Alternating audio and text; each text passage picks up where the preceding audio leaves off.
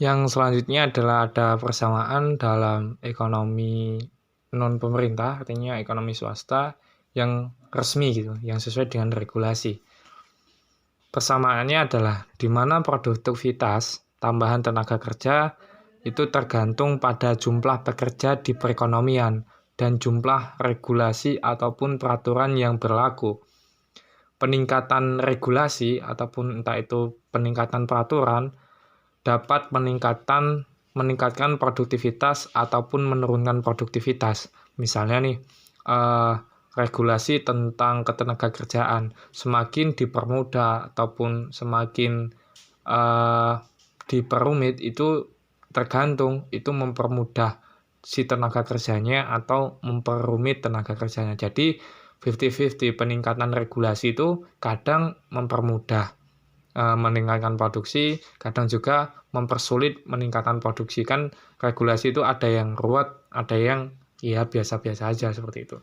Kemudian produktivitas ekonomi swasta itu secara negatif dipengaruhi oleh pemerintah. Artinya produktivitas dipengaruhi secara negatif oleh pemerintah, artinya tidak selalu pemerintah itu mempengaruhi produktivitas di bidang di bidang ekonomi swasta gitu. Artinya bahwa ya tidak selalu gitu, intinya kadang regulasi yang dikeluarkan pemerintah itu justru tidak berdampak kepada, tidak dilaksanakan, tidak berdampak di masyarakat non pemerintahan gitu. Yang selanjutnya ada distribusi tenaga kerja. Diasumsikan dalam kurva ini adalah distribusi tenaga kerja itu dibagi menjadi dua, di mana individu yang bekerja di pemerintahan, artinya pro pemerintah, dan tenaga kerja yang ditempatkan atau tenaga kerja yang bekerja di swasta, dan swasta tersebut itu terselubung gitu. Artinya ada dua pilihan, tenaga kerja yang sebagai pejabat ataupun tenaga kerja yang bekerja di non pemerintahan. Semakin tinggi tingkat intensitas regulasi, artinya semakin rumit regulasi itu diberlakukan, dengan asumsi bahwa semakin rendah biaya yang diharapkan yang dikenakan oleh otoritas untuk pekerjaan ilegal, maka semakin tinggi jumlah pekerja di bawah tanah ataupun semakin tinggi pekerja underground dibandingkan dengan ekonomi swasta yang resmi. Artinya ketika regulasi itu semakin diberlakukan, artinya peraturan itu semakin banyak, kecenderungan tenaga kerja, kecenderungan masyarakat itu justru malah tidak mengikuti peraturan tersebut. Artinya kecenderungan untuk mentaati regulasi yang berlaku itu semakin besar gitu. Semakin banyak regulasi yang dibuat, maka semakin kemungkinan besar semakin dilanggarnya. Dengan demikian maka ekonomi terselubung itu makin marah gitu. Sebagai contoh misal perizinan tambang batu misal, kalau di daerah-daerah itu kan tipe galian gitu kan.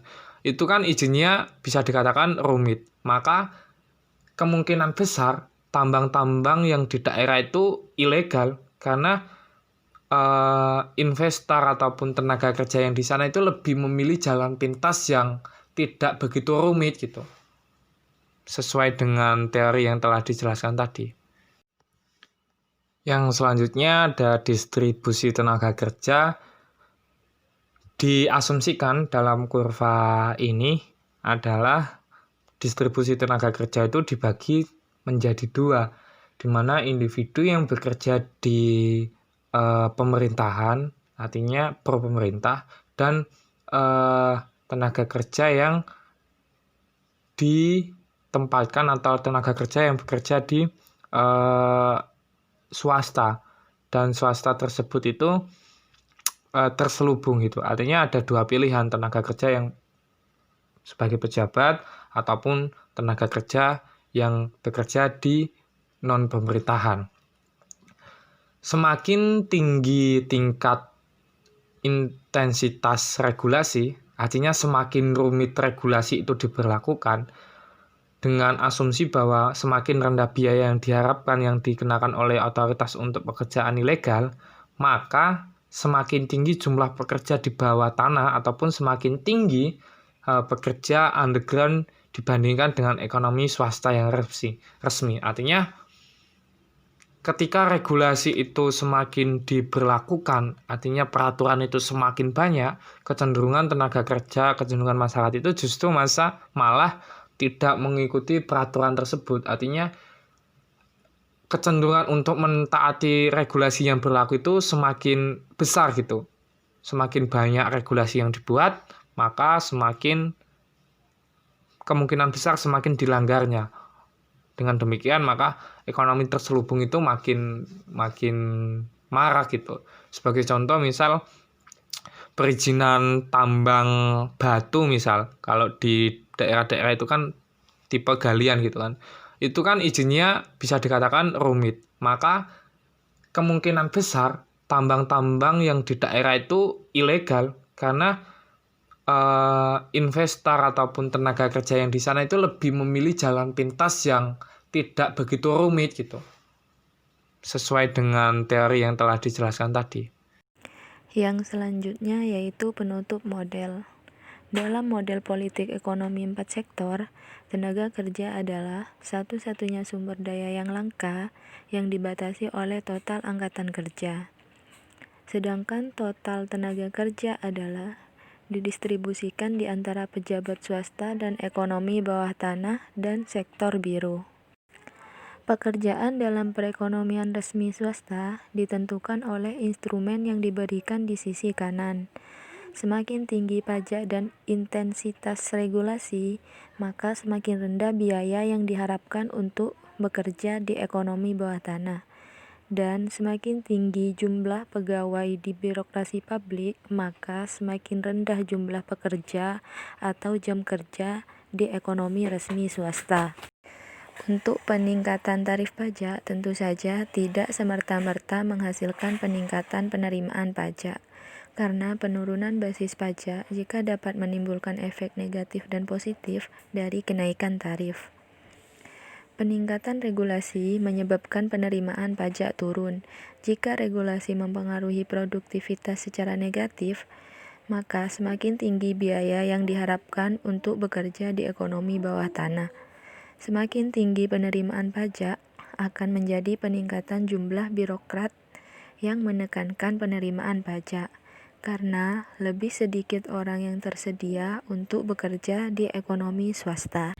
Baik, di sini saya akan membahas mengenai bagaimana sih teoritis model yang dikembangkan dapat digunakan untuk meningkatkan perkiraan beberapa topik sentral dalam ekonomi politik. Nah, jadi di sini itu saya membahas mengenai fungsi dukungan pemerintah. Di sini fungsi dukungan pemerintah itu sendiri seringkali diperkirakan dalam bentuk fungsi pemungutan suara dan popularitas. Nah, dan selanjutnya kebanyakan pendekatan digunakan semua atau sebagian dari ukuran makroekonomi suatu negara.